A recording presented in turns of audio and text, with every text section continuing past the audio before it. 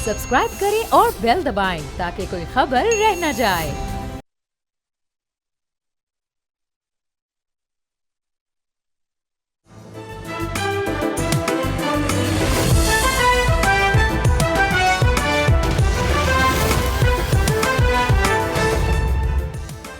नाज़रीन, you are watching debate with Nadia Mirza. नाज़रीन, अवाम पे एक और पेट्रोल बम गिरा दिया गया है, इस पर भी आज के प्रोग्राम में बात करेंगे। जो सदर ट्रंप ने ईरान को पत्थर के दौर में भेजने की बात की है, उस पर भी आज हम बात करेंगे। लेकिन उससे पहले नोहा पढ़ेंगे कराची शहर का। बात की जाती है कि वाई कराची मेट्रोपॉलिटन हब है, इकनॉमिक हब है, मईशत की रीढ़ की हड्डी है, वगैरह वगैरह। कराची से जो रेवेन्यू जनरेट होता है, ये बड़ी पुरानी बातें हैं, लेकिन बार बार याद दिलानी पड़ती हैं। लेकिन फिर भी किसी के कान पे जूं नहीं रेंगती। ख़ासतौर पे अगर हम बात करें सिंध हुकूमत की, कराची में जो हालिया बारिशें हुई हैं, बल्कि 1 घंटे की बारिश जिसने पीपल्स पार्टी की 18 साल की जो गवर्नेंस थी, जो परफॉर्मेंस थी, उसकी कलई उतार दी, मुकम्मल तौर पर बेनकाब कर दिया। बड़ी हैरत होती है, लोग हमसे ये सवाल करते हैं, बींगा कराची आई, जब मैं इस्लामाबाद में बात ये कर रही होती हूँ तो लोग सवाल ये कर रहे होते हैं कि आप कराची में कैसे रह लेते हैं। आज मेरा भी सवाल है कराची वालों से कि इन हालात में आप कराची में कैसे रह लेते हैं। अवाम हिसाब तो मांग रही है, लेकिन सिंध हुकूमत कोई हिसाब देने को तैयार नहीं है, ऊपर से हठधर्मी होती है।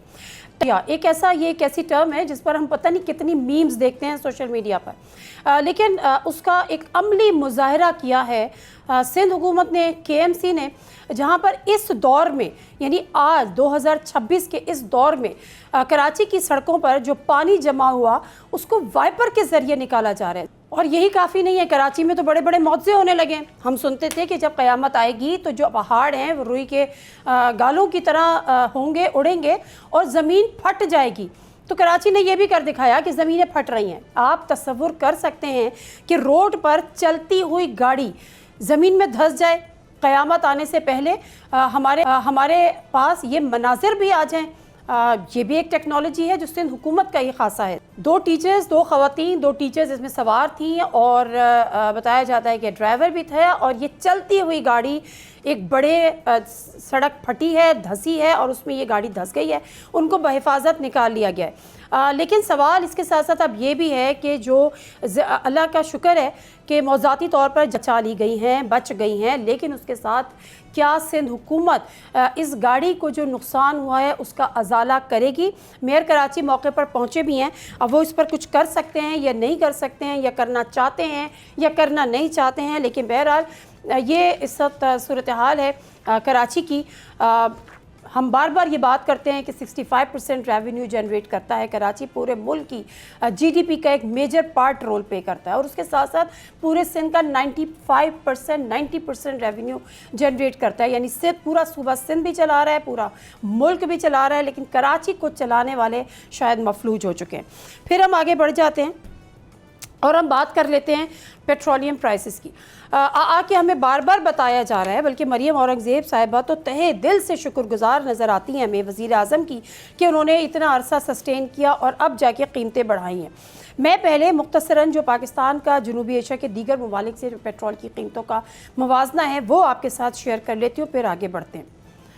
पाकिस्तान में पेट्रोल की फ़ी लीटर कीमत 458 रुपये है, और उस पर पेट्रोलियम लेवी 160 रुपये है। बांग्लादेश में फ़ी लीटर पेट्रोल की कीमत 274 रुपये है, और बांग्लादेश ने ना तो किसी किस्म के कोई टैक्सेस बढ़ाए हैं, ना ही ताहाल कीमतें बढ़ाई हैं। लाइकवाइज अफ़गानिस्तान में भी पेट्रोल की फ़ी लीटर कीमत पाकिस्तानी करेंसी में 267 रुपये बनती है, और ईरान जंग के बाद से सिर्फ 9 रुपये इजाफा हुआ है। श्रीलंका पे आ जाते हैं कि जहां पर फ़ी लीटर पेट्रोल 406 रुपये है, और जंग के बाद से 79 रुपये सिर्फ उसमें इजाफा किया गया है। नेपाल में फ़ी लीटर पेट्रोल की कीमत पाकिस्तानी करेंसी में 322 रुपये, और जंग के बाद से अब तक 65 रुपये इजाफा किया गया है। तो सवाल ये है, असल मसला क्या है? असल मुद्दा ये है कि आपने पहले से स्टॉक पेट्रोल पर 55 रुपये बढ़ाए, और आपने 130 अरब रुपए जो है वो आपने उस पर रेवेन्यू कमाया, या जिसको भी कमा के दिया। पेट्रोलियम कंपनीज़ का उसमें फ़ायदा हुआ, पेट्रोल पम्प्स वालों का फ़ायदा हुआ, शायद हुकूमत का भी उसमें कोई फ़ायदा हुआ, लेकिन आवाम को टके का फ़ायदा नहीं हुआ, उल्टा आपने उसके ऊपर एक बर्डन डाला। اب پیٹرول کی جب قیمتیں بڑھی ہیں اس کے اثرات کیا ہوں گے؟ اس سے پہلے جو اصل جو مدعا ہے وہ ہے جو لیوی بڑھی ہے. 160 روپے آپ نے لیوی 161 روپے آپ نے لیوی کر دی ہے, اور جو ڈائریکٹلی حکومتی خزانے میں رقم جائے گی اس سے عوام کا کوئی لینا دینا نہیں ہے. تو جو دفاع کر رہے ہیں, جو ہمیں بتا رہے ہیں, وہ ہمیں یہ بھی بتائیں کہ 161 روپے لیوی کی مد میں ٹیکس لینے کا کیا جواز ہے. پیٹرول کی قیمتوں میں جب اضافہ ہوتا ہے اس کے جو اثرات ابھی تک ہمارے سامنے آئے ہیں. پاکستان گڈز الائنس کا 60 سے 70% کرایوں میں اضافے کا اعلان. پبلک ٹرانسپورٹ کے کرایوں میں 65% کرایوں میں اضافہ. آئل ٹینکرز ایسوسی ایشن کا کرایہ بڑھانے کا مطالبہ اور کل سے سپلائی کرنے بند. اور 12 کلو گرام والا گھریلو سلنڈر جو آج سے تقریباً ایک ماہ قبل 3,500 میں مل جاتا تھا, وہ اب 5,000 کی حد عبور کر چکا ہے. حکومت کا ٹول ٹیکس کا اضافہ واپس لینے کا اعلان. اور وفاق اور پنجاب میں پبلک ٹرانسپورٹ فری. سندھ کا موٹر سائیکل سواروں کو ماہانہ 2,000 روپے سبسڈی کا اعلان. یہ ہے اس وقت کی صورتحال. اس پہ ہم کیا کر سکتے ہیں؟ ہم آپ کو سے بتا سکتے ہیں, ہم صرف آواز اٹھا سکتے ہیں, اور اسی طرح عوام بھی کیا کر سکتی ہے؟ عوام بھی صرف آواز اٹھا سکتی ہے. دیکھیے ذرا مختلف شہروں کے عوام پیٹرول کی قیمتوں میں اس اضافے سے کس طرح سے چیخ اٹھے ہیں. اب میں آگے بڑھتی ہوں اور آپ کو یہ بھی ساتھ کے ساتھ بتاتی ہوں کہ جو حکومت نے ریلیف اناؤنس کیا ہے, پنجاب حکومت کی میں پہلے بات کرتی ہوں. پنجاب حکومت نے کہا کہ تمام جو پبلک ٹرانسپورٹ ہوگی وہ مکمل طور پر فری ہوگی. یعنی یہ ایک کم از کم ان کے لیے ایک بہت بڑا ریلیف ہے جو گاڑیاں افورڈ نہیں کر سکتے یا پیٹرول بائکس بھی افورڈ نہیں کر سکتے. تو مکمل طور پہ جو پبلک ٹرانسپورٹ ہے وہ فری کر دی جائے گی. لائک وائز محسن نقوی نے بھی ایک ٹویٹ کیا, اور انہوں نے کہا کہ پرائم منسٹر کی ہدایات کے مطابق جتنا بھی پبلک ٹرانسپورٹ اسلام آباد میں چلتی ہے وہ بھی مکمل طور پر فری کر دی جائے گی. یعنی آپ اس میں آئیں جائیں, اس سہولت سے فائدہ اٹھائیں, لیکن ایک پیسہ بھی دینا نہیں پڑے گا. اب بات کر لیتے ہیں سندھ حکومت کی. تو سندھ حکومت کی جو بات ہے وہ تو یہ ہے کہ وہ ایک مثال تو آپ نے سنی ہوگی کہ نہ 9 من تیل ہوگا اور نہ رادھا ناچے گی. تو جو مراد علی شاہ صاحب ہیں انہوں نے تو ہاتھ مکمل طور پر کھڑے کر لیے. میں یہ سوچ رہی تھی کہ 18 سال سے پیپلز پارٹی کی حکومت ہے سندھ میں, کیا ان کو یہ بات کرتے ہوئے تھوڑی سی بھی شرمندگی ہوتی ہے کہ وہ یہ بات کہتے ہیں کہ ہمارے پاس تو پبلک ٹرانسپورٹ ہے ہی نہیں. مطلب گورنمنٹ کے پاس تو ایسا ٹرانسپورٹ کا کوئی نظام ہی نہیں ہے. نہ گورنمنٹ کے پاس کوئی میٹروز ہیں, نہ گورنمنٹ کے پاس کوئی گرین لائن, اورنج لائن ہے, نہ ٹرام ہے, نہ بس کوئی ڈنکی بسز ہیں جو آٹے میں نمک کے برابر. ابھی کچھ عرصے میں ای وی بسز کچھ اناؤنس کی ہیں, وہ یقیناً آٹے میں نمک کے برابر ہیں. یہ حکومت خود ہمیں بتا رہی ہے, یہ پبلک نہیں کہہ رہی, یہ ہم نہیں کہہ رہے, یہ حکومت خود ہمیں بتا رہی ہے. تو یہ کتنی بڑی نااہلی ہے, اور اس نااہلی کا اعتراف خود وزیر اعلیٰ سندھ کر رہے ہیں کہ ہمارے پاس ٹرانسپورٹ کی ایسی کوئی سہولت میسر نہیں ہے. اور وہ اس شہر کے لیے کہہ رہے ہیں جہاں کی آبادی تقریباً 4 کروڑ ہے. پھر آگے بڑھتے ہیں اور رانا ثناء اللہ صاحب ٹیلی ویژن پر آتے ہیں اور وہ ہمیں بتاتے ہیں کہ ہم تو معصوم ہیں, ہم نے تو کچھ نہیں کیا, یہ تو جو بھی کیا وہ ہمارے بڑوں نے کیا. رانا ثناء اللہ صاحب 161 روپے کی لیوی حکومت نے ہی بڑھائی ہے جو ڈائریکٹ حکومتی خزانے میں جائے گی, اور اس سے پیٹرولیم کی مصنوعات کم ہو سکتی تھی اگر آپ لیوی میں کٹ لگاتے, لیکن آپ نے ایسا نہیں کیا. تو ہم یہ نہیں کہہ سکتے کہ مکمل طور پر ذمہ داری جو ہے وہ انٹرنیشنل جو مارکیٹ ہے اس کی پرائس پہ جاتی ہے. آپ نے بھی اس میں اپنا بھرپور حصہ ڈالا ہے. اور ویسے شمائلہ رانا صاحبہ جو کہ PMLN کی سرکردہ, اور ان کا جو میں اس کے بیک گراؤنڈ پہ یا پاسٹ پہ نہیں جاتی, لیکن انہوں نے ایک بات کی تھی جو آج ایگزیکٹلی ہم پر لاگو ہوتی ہے. بتائیے جی آپ لوگ کیا کر لیتے ہیں؟ ہم کچھ بھی نہیں کرتے, ہم تو ایسے پروگرام کر رہے ہوتے اور عوام لائنوں میں لگ کر پیٹرول ڈلوا رہی ہوتی. اور نصرت جاوید صاحب کی بھی مجھے ایک بات یاد آ گئی, انہوں نے کہا بڑے اہم شخصیات سے بات ہوئی, ان کا عوام کچھ دن روئے گی, چیخے گی, پھر سب صحیح ہو جائے گا. کیا واقعی سب صحیح ہو جائے گا؟ اور کیا واقعی یہ جو اضافہ تھا یہ حکومت کے بس میں کچھ نہیں تھا؟ ڈاکٹر حفیظ پاشا صاحب ہمارے ساتھ موجود ہیں, ان سے جانتے ہیں کہ وہ کیا کہتے ہیں. جی السلام علیکم ڈاکٹر حفیظ پاشا صاحب. جی سر فرمائیے گا, بہت سارے فیکٹرز ہیں, جو سب سے بڑا امپورٹنٹ ہے وہ یہ ہے کہ پیٹرولیم پرائسز میں اضافہ ہو گیا, اور 10 روپے, 20 روپے, 50 روپے, 100 روپے نہیں, 138 روپے, 137 روپے. حکومت کہہ رہی ہے جی ہم نے نہیں کیا, انٹرنیشنل پرائس ہے, ہم تو اس میں کچھ کر نہیں سکتے. آل دو کہ لیوی میں انہوں نے بڑھایا ہے, تقریباً اب 160 روپے تو لیوی ہو گئی ہے. میرا پہلے آپ سے سوال یہ ہے کہ جس وقت PTI کی گورنمنٹ تھی, لوگ کے کمپیریزن اب سوشل میڈیا پہ ڈال رہے ہیں کہ 2022 کی اگر میں بات کروں تو پیٹرولیم پرائس جو انٹرنیشنل تھی وہ تھی $120, اور پاکستان میں اس کی پرائس تھی 150. آج ہے جو ڈالر میں پرائس ہے انٹرنیشنل مارکیٹ میں آئل کی وہ ہے 112 اور مارکیٹ پرائس ہے پیٹرول کی پاکستان میں 458. سر یہ کیا سائنس ہے, یہ ذرا ہم سمجھنا چاہ رہے ہیں آپ سے. بسم اللہ الرحمن الرحیم. دیکھیے ایک تو آپ کو اس بات پہ ایڈجسٹ کرنا پڑے گا کہ 2021 اور آج کے میں جو نمایاں طور پر روپے کی قدر میں کمی آئی ہے, اس لیے فاصلہ بڑا ہے. اب آپ آ جائیے کہ آج جو ہوا ہے, کل رات سے جو خبر آئی ہے کہ پیٹرول کی قیمت جو ہے وہ تقریباً آپ نے بالکل ٹھیک کہا 200 روپے کے لگ بھگ بڑھ گئی ہے جن کی قیمت جو پہلے تھی اس کے کمپیریزن میں. اور آپ کا جو ہائی سپیڈ ڈیزل کی قیمت ہے وہ تقریباً 240 روپے بڑھی ہے. اب آپ یہ حیرت انگیز اضافہ جو پیٹرول میں ہے 72% اور ہائی سپیڈ ڈیزل میں 85%, ایسا تاریخ میں کبھی نہیں ہوا تھا.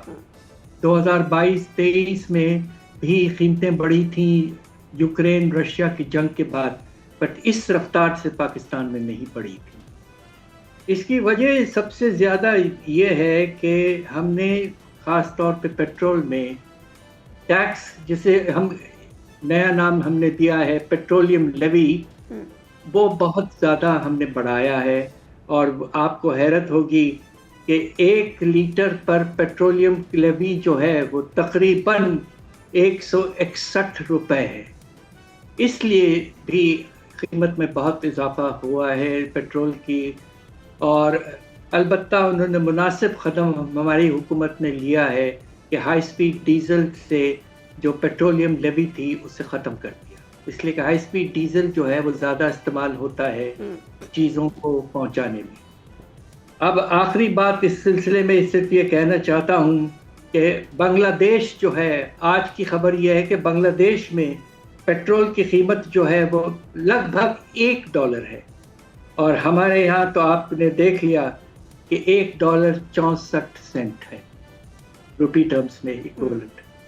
یعنی کہ بنگلہ دیش میں ہم سے 64% کمی ہے, جبکہ دونوں ملک باہر سے تیل زیادہ تر درآمدات کرتے ہیں.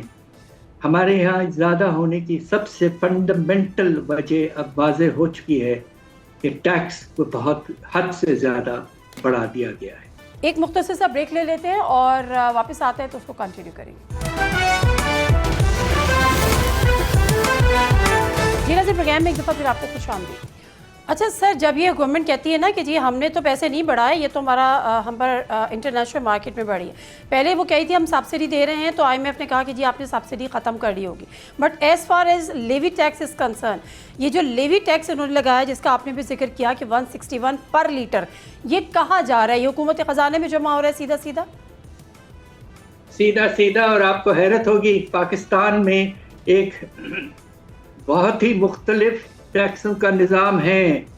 اس وقت پیٹرولیم لیوی جو 161 روپے فی لیٹر لگی ہوئی ہے, سالانہ اس سے ریونیو صرف ایک پروڈکٹ سے, پیٹرول سے, کیلکولیشن ہم نے کی ہے کہ 1200 ارب کی ریونیو ہوگی ایک آئٹم, ایک پروڈکٹ سے, ایک ہی چیز سے. اور سارے چیزوں سے سیلز ٹیکس, کسٹمز ڈیوٹی وغیرہ وغیرہ ملا لیں تو آپ کو حیرت ہوگی کہ انڈائریکٹ میں صرف پیٹرول کا جو شیئر ہے ٹیکس میں, ریونیو کنٹریبیوشن میں, وہ 31% ہے. حیرت انگیز, ایک پروڈکٹ 31% ریونیو دے رہا ہے. او مائی گاڈ. تو سر میں پھر وہ بات کروں گی, ٹھیک ہے ٹائم گزر گیا, ہم 4 سال کمپیریزن نہیں کر سکتے, بٹ اسٹل جس طرح خان صاحب نے 5 روپے کم کیے تھے اور انہوں نے پیسے نہیں بڑھائے تھے, لیوی 0 کر دی تھی, لیکن آج جو یہ والی صورتحال ہے, اگر یہ تمام ٹیکسز کی کو چھوٹ دی جاتی, لیوی 0 کر دی تھی, آج 0 نہیں تو منیمم کر دی جاتی, تو کیا پیٹرول کی ایک آئیڈیا قیمت ہو سکتی تھی پاکستان میں جو حکومت نے نہیں کی؟ اس کا میکسیمم ریٹ جو ہونا چاہیے 18%, جو کہ سیلز ٹیکس کا سٹینڈرڈ ریٹ ہے. اور اس میں پیٹرول کی پرائس جو ابھی 458 پہ چلی گئی ہے, وہ کتنا کم ہو سکتی ہے؟ ہو سکتی تھی جو حکومت نے کیا؟ دیکھیے اگر آپ نے اس میں کمی لائے تقریباً 20% کی تو یہ تقریباً 90 روپے کم ہو کر 370 تک چلے جائے گا، جو کہ پھر بھی ہائی ہے، مگر کچھ دن پہلے ہم اس کو 321 پر لے جا چکے ہیں، تو 321 سے 380 یا 70 مناسب ہے۔ ٹھیک ہے، 460 کے قریب بہت زیادہ ہے، بہت زیادہ ہے۔ کیا یہ واقعی آئی ایم ایف کی ہی شرط یا احکامات کے زیر اثر یہ فیصلہ ہوا ہے؟ ہمیں آئی ایم ایف کو سمجھانا چاہیے تھا کہ پیٹرولیم لیوی جو ہے وہ 31% نہیں ہونا چاہیے، وہ ایک سٹینڈرڈ سیلز ٹیکس کے نظام کے تحت 18% ہونا چاہیے، اور باقی اگر ہمیں ضرورت پڑ رہی ہے ایڈیشنل ریونیوز کی تو ہم دوسرے طریقوں سے ان کو اٹھائیں گے اور کوشش کریں گے کہ پروگریسو ٹیکسز کے تھرو لے آئیں۔ یہ نہیں کہ اب آپ یہ سوچئے کہ پیٹرول کا سب سے زیادہ جو استعمال ہوتا ہے، آپ کو سن کے شاید حیرت ہو، پیٹرول اور ڈیزل وہ ایجوکیشن پہ ہوتا ہے، یعنی کہ شاگردوں کو اور بچوں کو اسکول پہنچانا، کالج پہنچانا، یونیورسٹی پہنچانا اور واپس لانا، اس میں سب سے زیادہ پیٹرول استعمال ہوتا ہے، اور اس پہ آپ نے سب سے زیادہ ٹیکس لگا دیا ہے۔ یہ بالکل ود آل ڈیو ریسپیکٹ نامناسب۔ ٹھیک ہے سر، اب ایک خبر اور بھی تھی، وہ یہ تھی کہ جو ہمارا ریونیو کلیکشن ہوتا ہے وہ بھی جو شروع کے ماہ میں ہوا ہے وہ بھی کافی کم ہوا ہے۔ پچھلے سال ہم نے اس میں تقریباً 42 بلین تھا، 25-26 کی بات کر رہی ہوں، اور ابھی 38.3 بلین جو ہے وہ ہمارا جو ٹارگٹ تھا وہ 42 تھا، لیکن جو ریونیو جنریٹ ہوا تھا وہ 38.3 بلین تھا۔ اس دفعہ جو مڈل ایسٹ کرائسس کی وجہ سے یا کس وجہ سے 11.74 ٹریلین ہوتی تھی 24-25 میں، 25-26 میں وہ 93.5 تک ریڈیوس ہو گئی، یعنی 610 بلین کا شارٹ فال۔ کیا یہ وجہ ہے کہ انہوں نے پیٹرولیم ٹیکسز میں اضافہ کر کے عوام پہ سارے پہ بوجھ ڈال دیا؟ آپ کو حیرت ہوگی سن کے کہ ٹارگٹ جو تھا ہمارا پیٹرولیم لیوی کا پرانے ریٹ پر 1400 ارب تھا، اور پہلے 6 مہینے میں 860 ارب، یعنی کہ 60% سے بھی زیادہ ریونیو اٹھا لیا تھا۔ تو ہمیں تو ایڈیشنل ریونیو مل ہی رہی تھی پیٹرولیم لیوی سے، تو اس کی ضرورت نہیں تھی کہ اس کو اور بڑھائیں، یہ نامناسب۔ ٹھیک ہے سر، اب میں بات کر لیتی ہوں ریمیٹنسز کی، کیونکہ آنے والے وقت میں اب یہ بھی کہا جا رہا ہے کہ جو مڈل ایسٹ کرائسس ہیں، جو ایران کی جنگ ہے امریکہ اسرائیل کی، اس میں جو سب سے زیادہ متاثر ہونے والا جو ریجن ہے، جو خطہ ہے، وہ مڈل ایسٹ ہے، گلف کنٹریز ہے، اور وہاں پر جو پاکستانی ڈائسپورا ہے وہ بڑی تعداد میں تقریباً 55% وہاں پر ہے۔ اب کتنا بڑا یہ ڈینٹ آنے والے وقت میں لگ سکتا ہے پاکستان میں اس جنگ کی وجہ سے ان ٹرمز آف ریمیٹنس؟ اس سے منتظر ہے کہ اگر اسٹریٹ آف ہارموز بند رہتا ہے تو ان ملکوں سے، مڈل ایسٹ کے ممالک جو ہیں، خاص طور پہ سعودی عربیہ، UAE وغیرہ، وہاں سے برآمدات تیل کا کم ہو جائے گا۔ مگر ہو یہ رہا ہے کہ اگر والیوم کم ہو رہا ہے تو قیمت تو حد سے زیادہ بڑھتی جا رہی ہے، تو ٹوٹل ویلیو آف ایکسپورٹ جو ہے وہ اتنا کم نہیں ہوگا۔ البتہ اگر یہ ہوا کہ ہارموز کھل گیا تو پھر آہستہ آہستہ ہم نارمل سی کی طرف آ جائیں۔ ٹھیک ہے، مطلب اتنا بڑا کوئی ڈینٹ ریمیٹنسز میں نہیں لگنے والا اگر اس لیے کہ کھل جاتا ہے۔ بڑھ رہی ہے آئل ایکسپورٹ کی، تو جو ان کا والیوم میں کمی آ رہی ہے وہ کچھ کافی حد تک کمپنسیٹ ہو رہا ہے۔ ٹھیک ہے، اب سر ایک خبر آئی کہ ہر پاکستانی اب 3,25,000 کا مقروض ہو چکا ہے۔ حکومت نے کہا کہ جی ہم نے تو بڑی کٹوتی کر دی ہے اپنے بجٹ میں، ہم نے 60% گاڑیاں کھڑی کر دی ہیں، 2 مہینے کی سیلریز کو ہم نے سرنڈر کیا ہے، شاید پارلیمنٹیرینس نے۔ تو کیا جو حکومت کے یہ اقدامات ہیں یہ کافی ہیں، یا حکومت کے پاس ابھی بھی گنجائش ہے اپنی شاہ خرچیاں کم کرنے کی؟ بہت گنجائش ہے، بے پناہ گنجائش ہے۔ اب آپ یہ دیکھیے کہ ہمارے 28ویں ترمیم کے بعد ہماری فیڈرل حکومت کو بہت ہی، جسے کہتے ہیں کہ مناسب طریقے سے فوکسڈ اور چھوٹا ہونا چاہیے تھا، मगर अभी भी आप ये देखिए कि हमारे मिनिस्ट्रीज डिविजन्स 40 से ज़्यादा और अटैच डिपार्टमेंट ऑटोनमस बॉडीज़ 200, 250, 300 से ज़्यादा बेपनाह खर्चा हो रहा है, तनख्वाहों पर 1 खरब से ज़्यादा।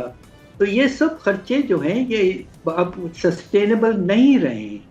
और आपने कर्जों का बोझ का जिक्र किया, वो 70% से भी ऊपर जा चुका है, जबकि हमारे fiscal responsibility and date limitation act के तहत सीलिंग जो है डेट की वो 60% है। उसे वायलेट हमें नहीं करना चाहिए और कोशिश पूरी होनी चाहिए कि किसी न किसी तरीके से हम गिराएं अपने बोझ को और वापस 60% पर ले आएं। ठीक है, थैंक यू सर आपके टाइम के लिए। ब्रेक ले लेते हैं और ब्रेक से वापस आते हैं। ज़रा ईरान जो जंग छिड़ी हुई है उस पर ज़रा गुफ्तगू करते हैं। और डॉक्टर सरदार मसूद साहब हमारे मसूद खान साहब हमारे साथ होंगे, उनसे गुफ्तगू करेंगे।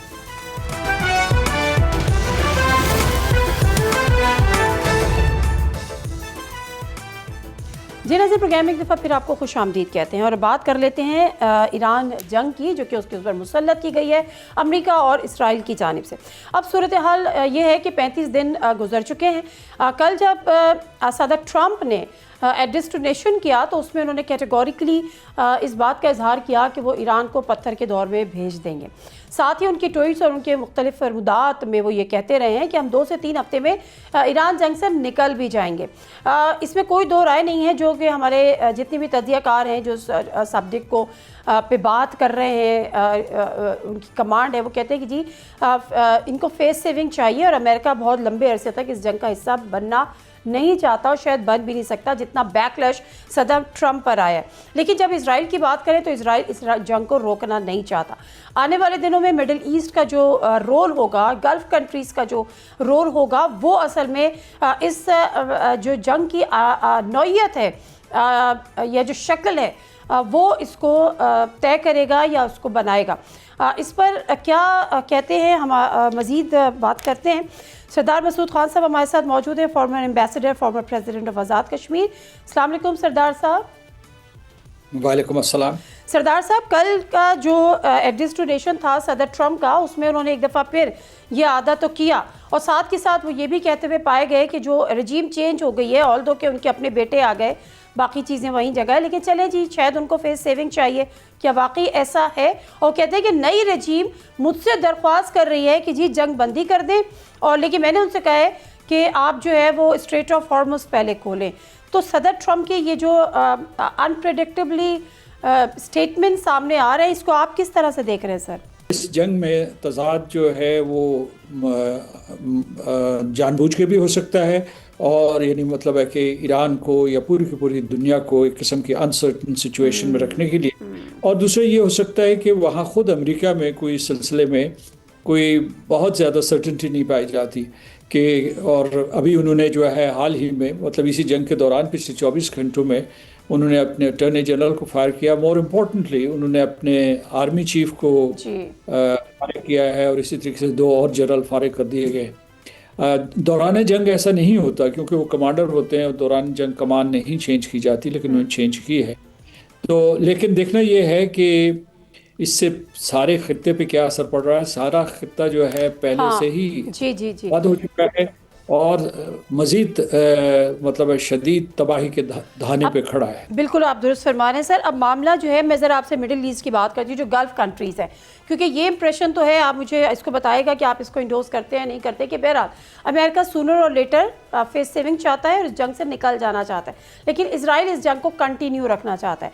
अब इसमें मिडिल ईस्ट कंट्रीज़ जो हैं, स्पेशली गल्फ़ कंट्रीज़ जो हैं, वो यूएई की अगर हम बात की जाए तो वो कहाँ खड़े हैं? क्या वो इसराइल का साथ देंगे? और इस सिनेरियो में जो हमें सामने चीज़ें आ रही हैं, ये मुमकिनात में से लग रहा है। फिर सऊदी अरब कहाँ खड़ा होगा? क्योंकि सऊदी अरब के साथ जो पाकिस्तान का डिफेंस पैक्ट है उसकी इंपॉर्टेंस बहुत ज़्यादा बढ़ गई है। जी, सऊदी अरब और दूसरे खलीजी रियासतों ने बड़े ज़ब्त तहम्मुल का मुजाहरा किया है, अगरचे उनके ऊपर अमेरिका की तरफ से प्रेशर था कि वो भी इस जंग का हिस्सा बन जाएं, लेकिन वो नहीं बने। اور یعنی مطلب انہوں نے کوئی اضافی کارروائی نہیں کی، انٹرسیپشن کیے جہاں بھی جو ہے ڈرون کے یا میسائل کے اٹیک ہو رہے تھے، تو اس میں یقیناً جو ہے جو کروز میسائلز آ رہے تھے، بیلسٹک میسائلز آ رہے تھے، تو ان کو انہوں نے روکا، اور اس کے بعد ڈرونز خصوص. لیکن ابھی جو ہے وہاں بھی بڑا شدید رد عمل ہو رہا ہے. آپ جانتی ہوں گے کہ بحرین نے بحیثیت صدر گلف کوآپریشن کونسل، سلامتی کونسل میں ایک قرارداد پیش کیا. انہوں نے جو چیپٹر 7 کے تحت، chapter 7 of the United nations charter, جس کے تحت انہوں نے مطالبہ کیا ہے کہ طاقت کا استعمال کر کے آبنہ ہرموز کو کھولا جائے اور ایران کو روکا جائے، طاقت کے ذریعے روکا جائے کہ وہ اس قسم کے حملے نہ کرے. آپ نے ایک اور بہت ہی اہم نقطہ اٹھایا، میں اس کی طرف اشارہ کرنا چاہتا ہوں، اور وہ یہ ہے کہ امریکہ 2 ہفتے کے بعد یا 3 ہفتے کے بعد اگر جنگ بند کر دیتا ہے تو کیا اسرائیل وہ جنگ ختم کر دے گا؟ لگتا نہیں ہے، کیونکہ انہوں نے جو ہے اگر جنگ ختم کرنے کا کیا مطلب ہے، اس کی انٹرپریٹیشن کیا ہے، کیونکہ انہوں نے، آپ کو پتہ ہے غزہ میں تقریباً نصف علاقے کے اوپر ابھی بھی قبضہ جاری ہے جنگ بندی کے بعد، جو اکتوبر میں جنگ بندی یا سیز فائر ہوئی تھی. سر سوری میں آپ کی بات کاٹ رہی ہوں، ود ڈیو اپالوجی. اسرائیل تو جنگ ختم کرنے نہیں جا رہا، ایسے میں جو گلف کنٹریز ہیں کیا وہ اسرائیل کا ان فیوچر ساتھ دینے چاہ رہے ہیں؟ اگر ہم حالیہ یو اے ای کی اسپیشلی بات کریں تو حالیہ بیانات ہو کچھ. جی میں آتا ہوں، تھوڑا سا میں مکمل کر لوں کہ آج جنوبی شام میں بھی جنگ کا آغاز کر دیا ہے.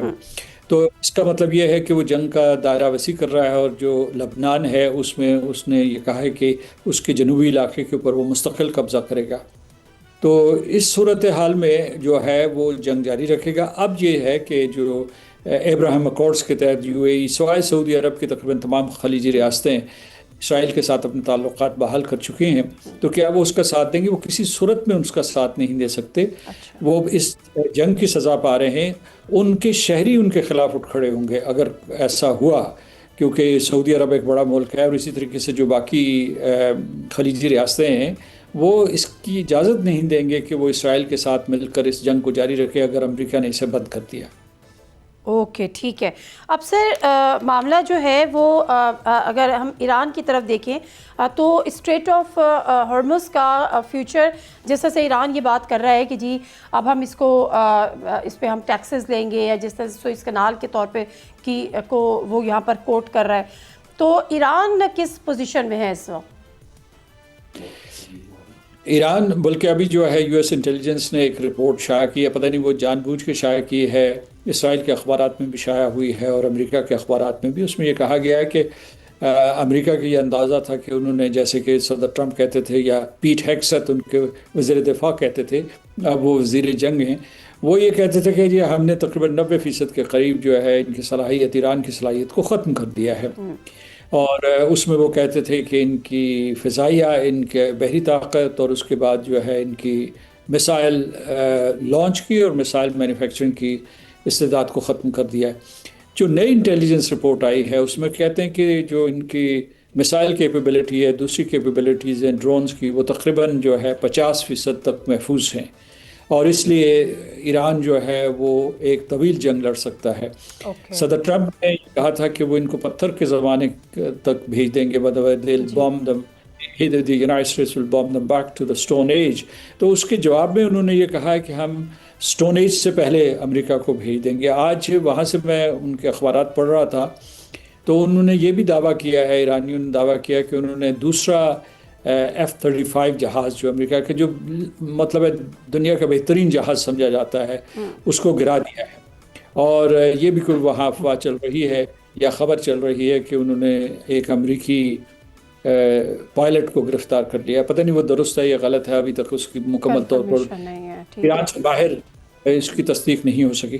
تو ایران مضبوطی سے کھڑا ہے اور وہ یہ نشانہ بنا رہا ہے امریکہ کو، کہہ رہا ہے کہ نہ صرف آپ جنگی جرائم سرزد کر رہے ہیں، بلکہ انہوں نے کہا کہ یہ جو آپ पुलों के ऊपर हमला कर रहे हैं या एनर्जी प्लांट्स के ऊपर कर रहे हैं या मेडिकल इंस्टीट्यूट जो था उनका जो पैस्टर इंस्टीट्यूट था उसके ऊपर हमला किया, इससे अमेरिका की दुनिया में इमेज बुरे तरीके से मुतासर हो रहा है। ठीक है सर, अब लास्ट क्वेश्चन मुझे आपसे ये पूछना है, क्योंकि पिछले दिनों इत्तलात थी कि बड़ी तादाद में जो अमेरिकन फ़ौजी हैं वो मिडिल ईस्ट आ रहे हैं, ख़ासतौर पे यूएई के हवाले से बात आई थी, और ये भी चांसेस हैं कि in future troops on grounds भेजे ईरान पर।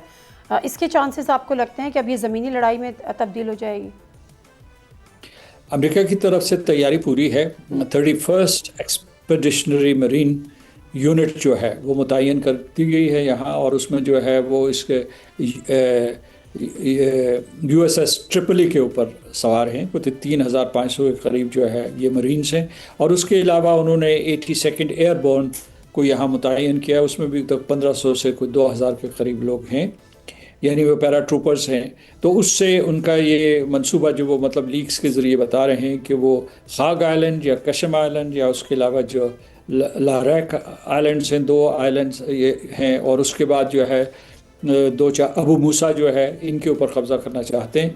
कुछ उनके पास ये भी कोई अफवाह गश्त कर रही है कि वो इस्फहान में हमला करेंगे और वहाँ जो है वो यूरेनियम, इनरिच्ड यूरेनियम जो है उसको नीचे से जाके निकालेंगे, एक्सट्रैक्ट करेंगे, क्योंकि पिछले साल जो है अमेरिका ने शदीद बमबारी के ज़रिए उस पूरे के पूरे द्वीप को तबाह कर दिया था। लेकिन वो कहते हैं कि जो 440 से 460 तक जो इनरिच्ड यूरेनियम है उसके ज़खायर वहाँ दबे हुए हैं, उनको निकलवाएंगे। अगर वो ये करते हैं तो these would be very difficult operations, और फिर जो है इनको अमेरिका को इनको संभालना मुश्किल हो जाएगा, अमरीकी अमवात होंगी, और उसकी वजह से जो है ख़ुद अमेरिका में शहरी सतह पे बहुत शदीद रद्द-ए-अमल होगा। ठीक है, thank you very much sir. गुफ्तगू कर रहे थे सरदार मसूद खान साहब से, और यही था कि अमेरिका पे अगर अमेरिका ग्राउंड ऑन ट्रूप्स वाली स्ट्रैटेजी को अडॉप्ट करता है इन फ्यूचर तो उनके अपने मुल्क में बहुत ज़्यादा बैकलैश होगा, और जो सदर ट्रम्प कोशिश कर रहे हैं कि किसी ना किसी तरह जंग से 2-3 हफ्ते में निकल जाएं, बयानात वो दे रहे हैं कि स्टोन एज में पहुंचा देंगे या ये कर देंगे वो कर देंगे, लेकिन ये बात तय है अपनी जगह कि वो निकलना चाहते हैं, वो फेस सेविंग चाहते हैं। लेकिन अगर आपने ज़मीनी कार्रवाई का आगाज़ कर दिया तो ये आपके लिए भी मुश्किल हो जाएगा। प्रोग्राम से दीजिए नादिर मिर्ज़ा को इजाज़त, अल्लाह हाफ़िज़।